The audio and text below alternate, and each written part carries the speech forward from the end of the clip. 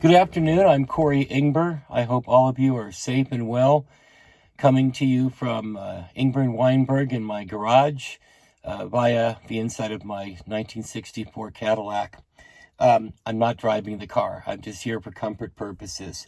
So this morning I got an automated email blast from a well-known applicant's attorney, and he was giving us unsolicited information on how and why a workers' compensation claim might be appropriate for someone exposed to coronavirus.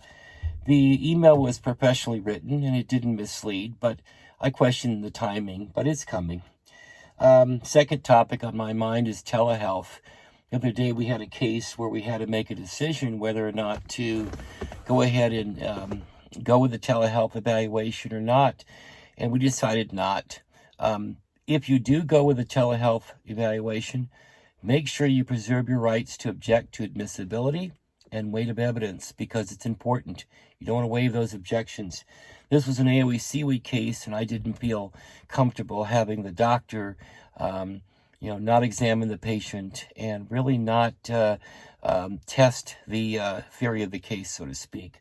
Anyway, the third thing on my mind, and there's not much more on my mind, is this pandemic, which is probably the most horrific thing we've lived through since World War II. And I didn't live through World War II, but the country did. I think the new normal is going to be anything but normal.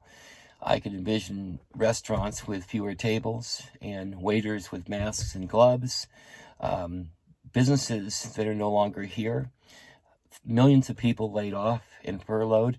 It's going to be a really difficult time. And if you're looking for a silver lining, I think the one I see is that I'm spending more time with my son and more time with Churchill, our wonder dog. I'm also bringing my son into my childhood and making him watch episodes of Gunsmoke and Twilight Zone. I think he's probably had enough of both.